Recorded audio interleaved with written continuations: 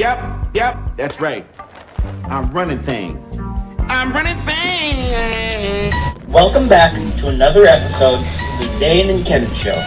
Since last episode, we discussed the Israelites finally being delivered from Egypt. But of course, that just couldn't be the end of it. Pharaoh was set on being God, and that's what led to his downfall. God's people had a problem of their own. There was a sea blocking their exodus from Egypt, the Red Sea. Upon realizing this issue, the Israelites immediately panicked and said things like, "Has he brought us all out here to be slaughtered?"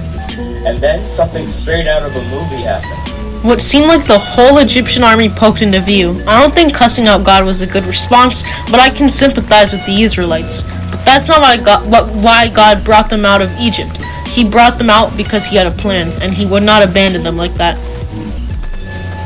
I know, but God did actually have a plan for his people.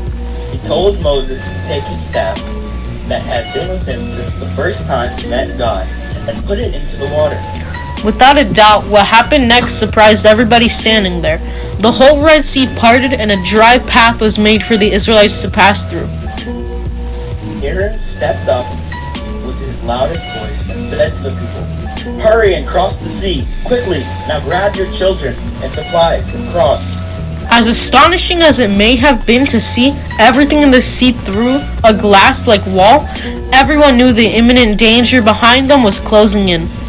As the last person, maybe sick or old, was exiting the sea, Moses patiently walked, waited. More Egyptians than he could count were running for their lives to get to the Israelites. But before any of the soldiers could even get close enough, Moses rose his staff and closed the sea. This newfound freedom was reason for a huge celebration from the Israelites, but God wasn't finished with his people, not until he had delivered them to the promised land. As they trekked through the desert, God provides and protects them.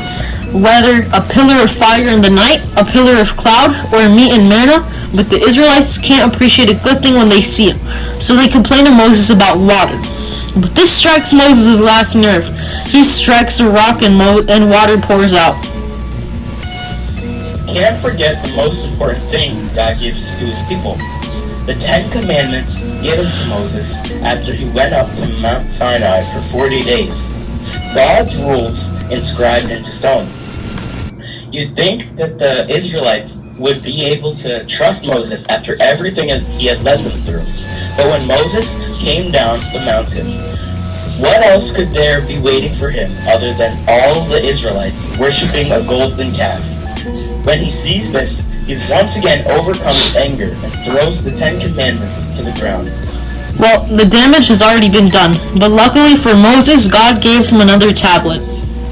Yeah, lucky for him.